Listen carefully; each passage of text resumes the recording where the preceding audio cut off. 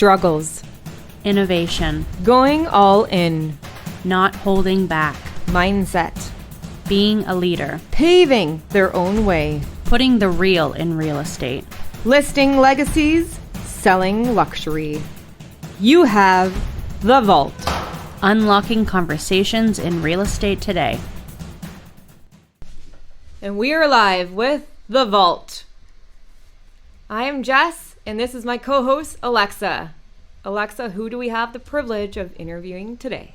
Today we are interviewing our team member, Katie Young. Katie is a local realtor servicing the Bruce Peninsula. She relocated to Wyerton from Burlington in 2002 and fell in love with our area. She recently bought her forever home and lives on 36 acres with her husband, daughter, and her dogs. Awesome. So thank you, Katie, for joining us Welcome, today. Katie. Thank you for having me. I'm excited. Let's jump right in. Katie, tell us a little bit about yourself. Well, Alexa said a lot of it. I've lived in the area since 2002, so long time now, 20 plus years. Fell in love with it. I started out in Owen Sound and then slowly have migrated north, and this is where I will be staying. Have my real estate license now for about 4 years. My husband and I have also flipped a few properties together, so that's given me a little more insight into things, which is nice. And yeah, I'm a mom of a 4-year-old and some dogs and some chickens. And yeah. Awesome. That's amazing. So tell us how you got into real estate. Well, Terri kind of gave me the push that I needed, which was nice. I had been thinking about it for years, and I remember, I don't know, it must have been 15 years ago, calling, I think it was another local realtor, and saying, okay, how do I do this? And his answer scared me. It seemed that there was a lot of money and there was a lot of things that needed to be done, and I was like, I just can't afford doing this. This just isn't going to work. But I had never forgotten about it, and then I met Terri when I was buying a house, actually, and she sort of, we'll call it, reignited that flame. And we talked a little bit more about it, and at the time I was working for myself from home, so I was able to do all of my schooling and still stay employed, and I was able to do the same for the first little bit, so it made it achievable for me. Awesome. So can you tell us a little bit about what your previous job was and how you were able to work at home? Mm-hmm. Sure. So I did psychological transcription, which most people have no idea what that is. Basically, I worked for a psychologist out of the GTA. He used to do assessments after car accidents for insurance companies. I would get a voice file via email, and I would type it. I also did all of his office management as well, so any scheduling, invoicing, that kind of stuff. Right. So it was completely flexible. In fact, I have never in person met the doctor that I used to work for. Yeah, you gotta love virtual. Wow, that's exciting. So what was the biggest success and struggle with that job? I don't know that there were overall successes. I mean, it was relatively straightforward, obviously just taking pride in your work. Struggle was absolutely self-control, right? It's a gorgeous day outside. Who wants to be sitting and working? But I'm pretty dedicated that way, so I could keep myself on track. And it was really nice. Being able to work from home is fantastic. You take a little break, you throw some laundry in, it works out. But it didn't pay all of the bills. It was a luxury, but it was lacking for sure. Right. So you're looking for a little bit more. Oh, absolutely, yeah. And is that how you decided to make that jump into real estate? No, I wouldn't say so, because I kept that job for a good 2 years after I started in real estate. Like I said, real estate is something I wanted to do forever. It was honestly, it sounds like I'm sucking up, but it was honestly Terri. It was when I was looking for a house with her, and I was like, she kept saying over and over, like she does to a lot of people, you need to be doing this, you need to be doing this. And it just reignited, and the timing was right, finally. So. Yeah. I think that's a good point too for any of our viewers out there if you're considering real estate it's when the time is right, like Katie said. And, it took you 2 years to kind of help and figure that line out when it's the time. For sure, yeah, and just everything aligns because I needed to be able to support myself. I was completely on my own through school, and I needed to be able to support myself through that change. So the working from home allowed me to do that, which was really nice. Yeah, tell us a little bit about being on your own. Like, what does that mean? Well, literally on my own. Nobody was paying my bills. At the time I wasn't living at home or anything, so it was just me paying a mortgage, doing my thing. So Good for you. Yeah. That's amazing. So you had a house that you owned as well at that time? Yes. I bought my very first house. I'm divorced. I was married. And so after I separated from my ex-husband, I bought my very own house all by myself, which was a lot of fun. And that's where I did most of my schooling and that kind of stuff. And since then, I've obviously met my husband now, and we have our family. But at the time, it was all me. That's very, very inspiring. These are the stories. This is why Katie Young's here, everyone. To say get divorced and then carry on with your life. Yeah, you're a woman in business, right? It's You're true. empowering others, really. You struggled and you found your way, and you did it at the right time, which is important. Timing is everything. Yeah, absolutely. So tell us a bit about when you first got licensed and you were still working your other job, and for those that don't know, she had a brand new baby and she was doing it all, and I don't know how. So tell us how you got through that. Yeah. Do you want honesty, or do you want Honesty. I cried myself to sleep most nights. It was horrible. I'm not even going to sugarcoat it. It was absolutely horrible. It sounds bad to say, but it was the worst year of my life so far. And it should have been the best because I had this awesome little baby. She was fantastic. It was just a lot. Mm-hmm. But, and again, this is going to sound like sucking up, but Miss Alexa got me through a lot of it because she had the experience, and I remember calling her a lot. And also just relying on the team, right? It's the whole reason I joined a team. So relying on the team, and then COVID hit, and we all just got thrown in the deep end. It was Yeah.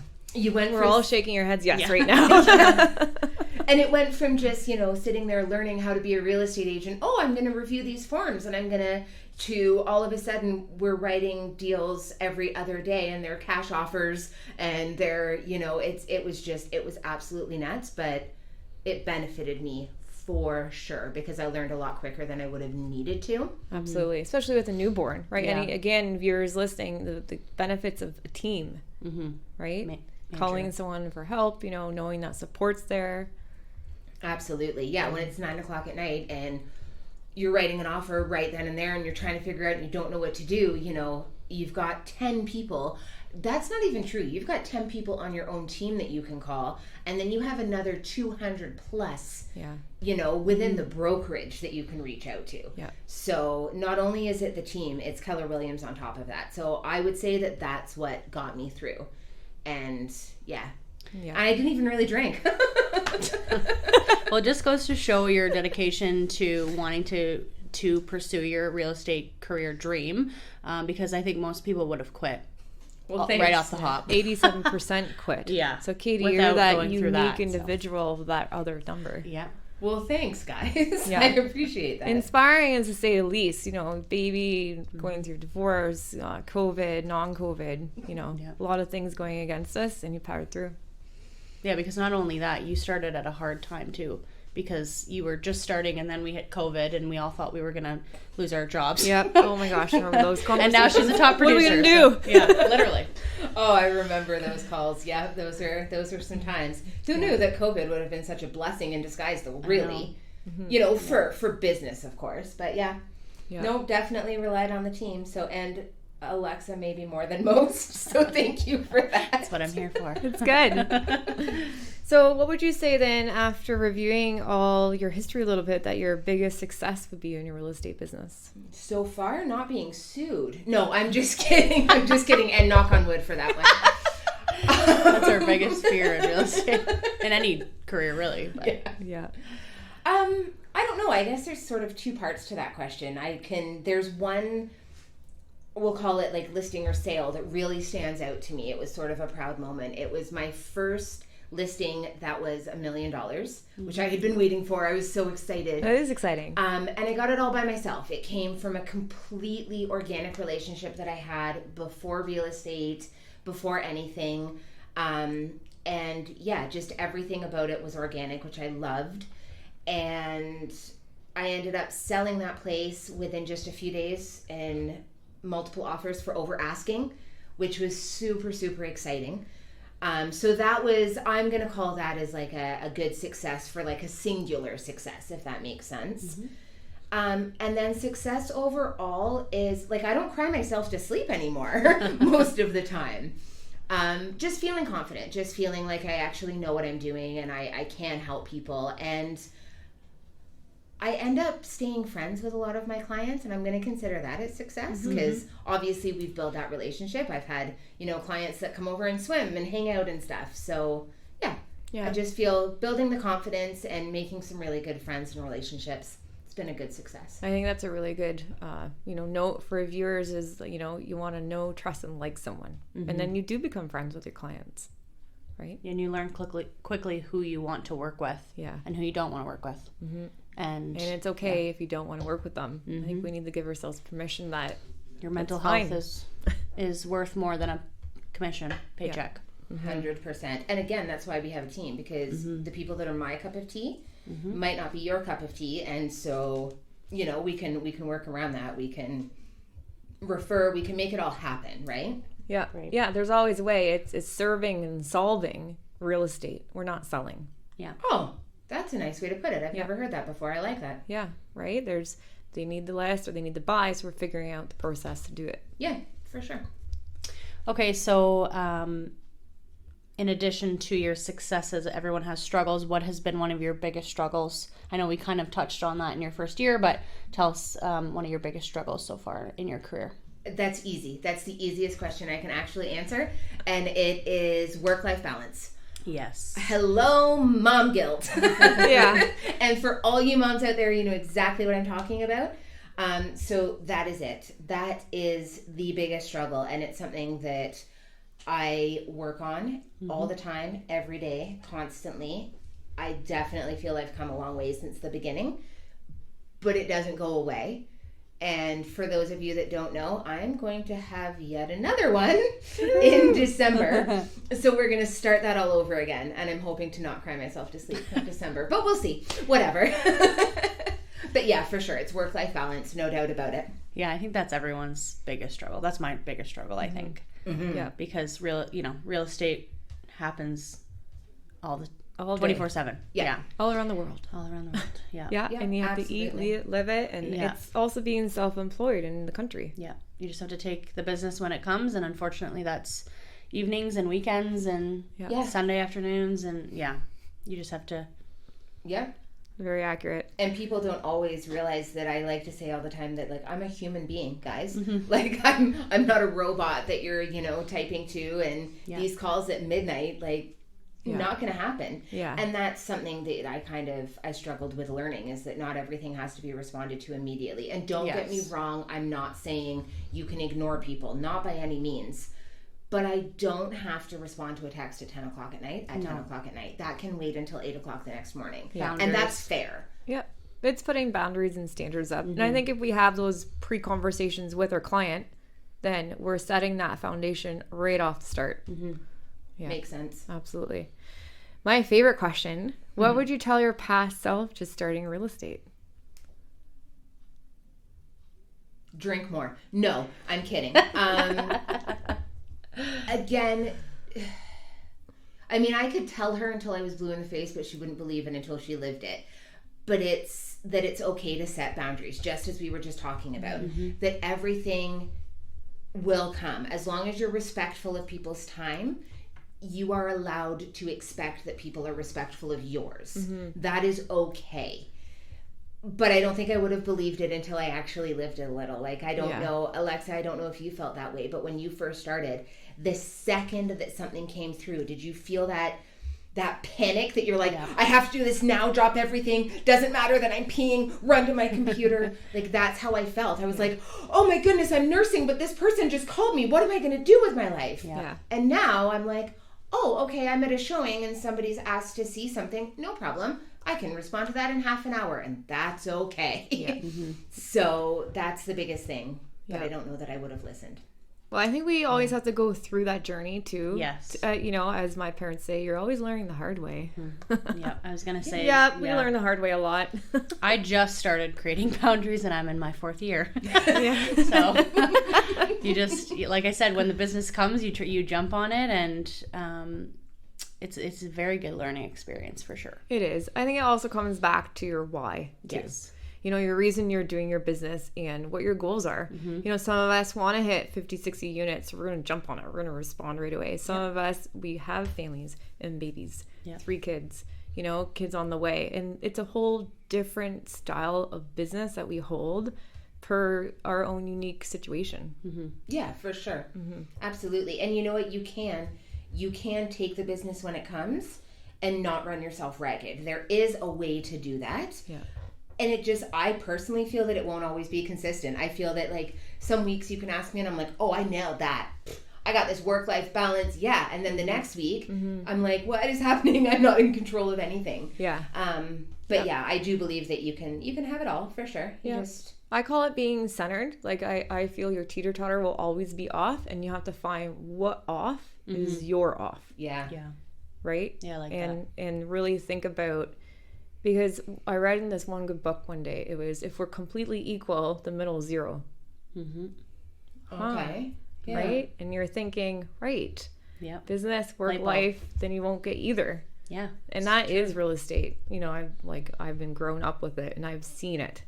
And I've seen it in agents, and I would agree. Yeah. Yeah, good point. All right. And what are your future goals in real estate? I don't know exactly. To keep going, obviously. I would love to see or to get more into flipping again. I really would. For those that don't know, my husband's in construction. He's damn good at it, just so you know. And as I mentioned before, we flipped a few houses together, and it was fun. It was a lot of fun. And luckily, we were successful. It was lucrative for us. And I just really enjoyed it, and I know that he really enjoys it. And I feel that it's something that we'll be able to get the girls into as they grow. And I'd like to do more of that. Yeah. That's definitely a direction that I see things going for sure. So tell us a bit more about your flips. Were you flipping in order to gain some cash for that rate of return to purchase a house, or were you flipping, like, what were the purposes of the flips? Where were they? What were they like? How long did they take? Yeah, they were all a little different. So the first one technically was Dave's house up near Pike Bay. So he purchased that as a shell. He finished it all, and he was planning on selling it, and the market changed. So he ended up living there for quite a while. But when he did sell, he made good money on it. So I don't technically, I guess you don't want to call that a flip, but we do, because you know he profited.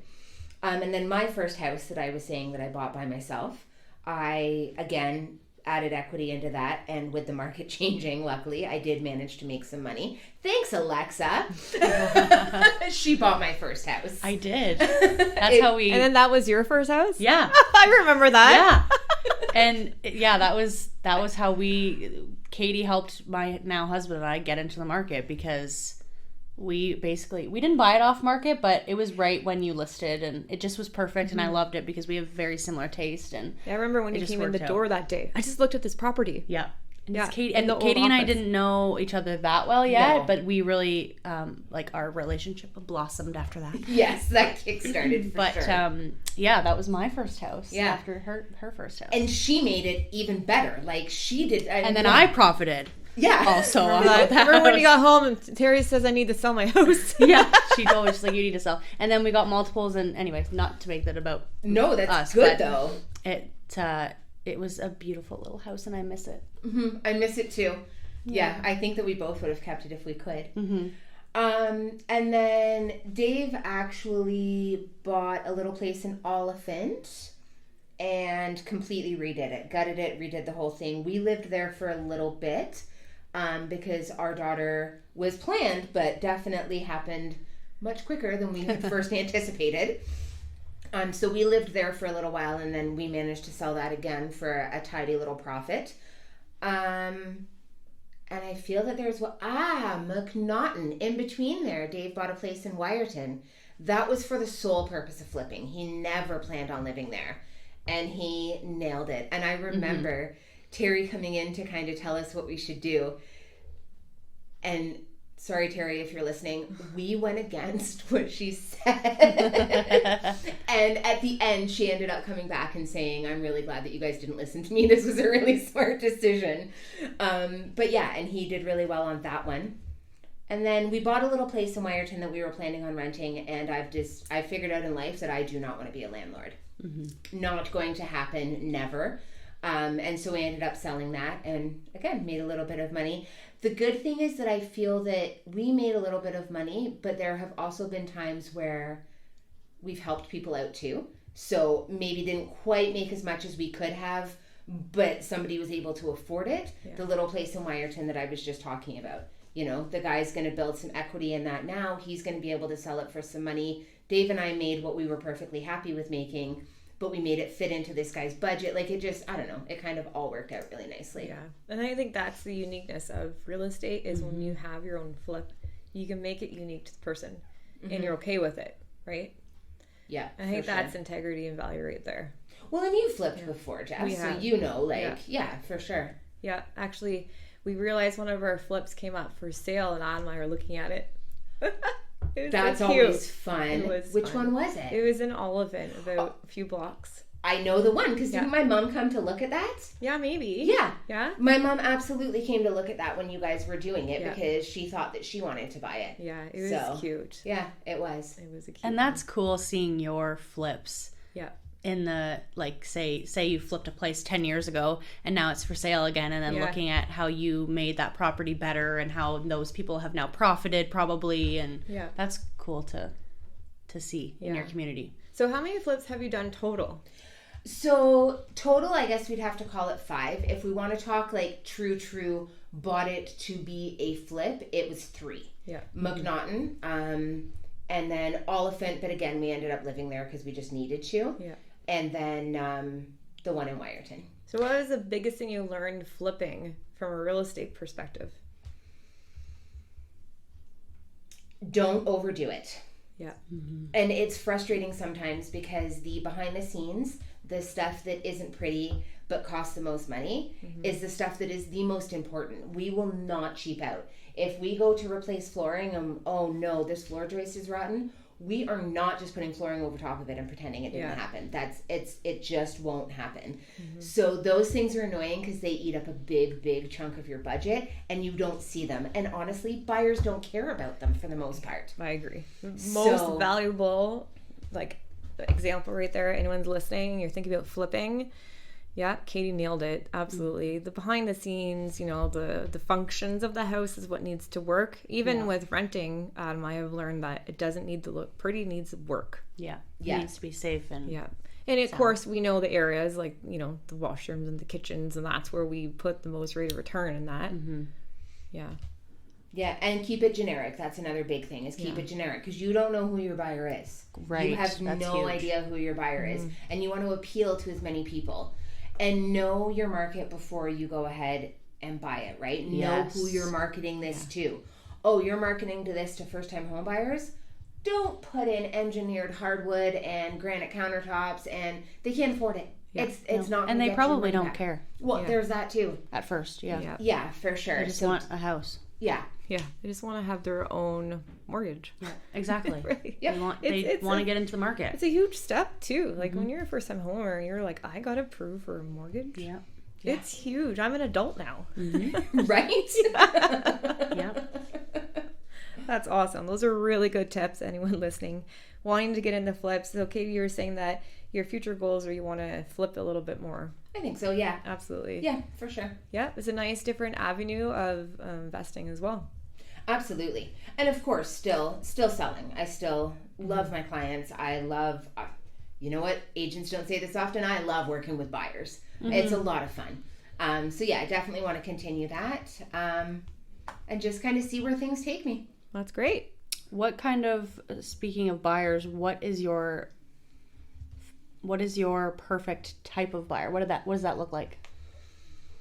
I would say, and I'm basing this off of people that I have a really good rapport with and clients that I am now friends with, My first-time home buyers are amazing. Don't get me wrong. I love them. They're fantastic. But they don't seem to be who I stay in touch with. I seem to stay in touch with and really resonate and build friendships with... I shouldn't say I don't stay in touch with, but... Sorry, build friendships outside of real estate. That tends to be the people that are either retiring, believe it or not, or they're relocating. That seems to be. So you're not a first-time home buyer. You're not necessarily downsizing. You're not necessarily upsizing. But it's your maybe second, maybe third, maybe fourth home. So you're kind of right in the mid area. And yeah, that just seems lovely couple. And it's funny, everything seems to come back to you.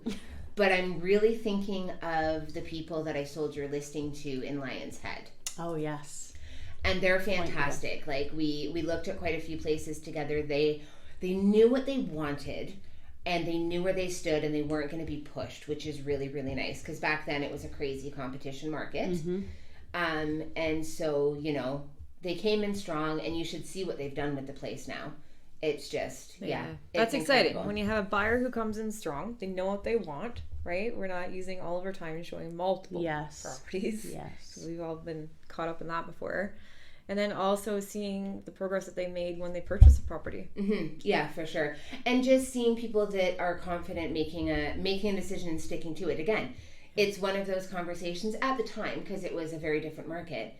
You know, we paid over asking. Absolutely, they paid over asking, no doubt about it. And they're like, this is my number and I'm fine with it. Yep. If I find out that I could have got it for $50,000 less, I don't care. Yep. I'm happy with this number. Yeah. So that makes a big difference. I think it's important too, because with your experience and background, you know, to have that conversation prior saying, hey, you're aware that you're paying over asking for this. Yeah. And then they're acknowledging that, which is really good. And I think if our viewers are listening, we've noticed Katie's mentioned the market a lot through all of our flips, future goals, and goals now. So I think it's always important that we're always paying attention to where that market is. Oh, it makes such a huge difference. It does. And I will say that your flips have all, correct me if I'm wrong, but have been in different market conditions. Like, you know what? I think you're right. So there's opportunity in every market. Yeah, no, actually, Alexa, that's a really good point. Yeah, I do think you're right. You just have to know that market. Yeah. Right? And everything is relative. We say this all the time. Everything is relative. If you're selling now, yes, you're selling for less than you would have a year and a half ago. But you're buying for less than you would have a year and a half ago. Yeah. And it works the other way around. If you're doing a flip, then, you know, you're buying for less and you're going to be selling for less. But it is all relative. So just know your market and know who you're marketing to. Yeah. And flip accordingly. Really good advice. And really important is have that expert on your side. Yes. You know, what I value is when we get these big corporations or VIP clients reaching out, they go to the realtor within that location. Yeah, absolutely. Huge difference. Yep. Right? Yeah, absolutely. That's amazing, Katie. All right. So what would you recommend to a new realtor just starting? Join a team. Specifically ours, of course, but join a team. Honestly, if you want that support, that's what you need. Join a team for sure. And what's the support that you get? Can you clarify that? If anyone's thinking team, individual, you know, small brokerage, larger brokerage, what kind of support should they expect? I mean, for me personally, what kind of support don't I get, honestly? Again, so I remember sitting at 9:00 at night thinking, you know, that I have to write this offer and I don't know what to do. And as I mentioned, I just pick up a phone and someone's there and they're walking me through it. And they're not necessarily just walking me through it. They're sending me, you know, oh, here's one I did. You can use this. Here's this. You know, just one of our team members was going on a listing presentation and they were like, oh no, I don't think I'm quite prepared. So I just shot my listing presentation over and I said, here, copy and paste, change it to your stuff, you know, and I've had that in return. People have done that for me when I first started. So that's support in absolutely everything. I've been given leads when I was first starting. Finding business is difficult. It's not easy. Yeah. And the team helped me. They gave me leads. I'm not going to say that does, still do. I'm not going to say that doesn't happen. So even that in itself, because that gets the ball rolling.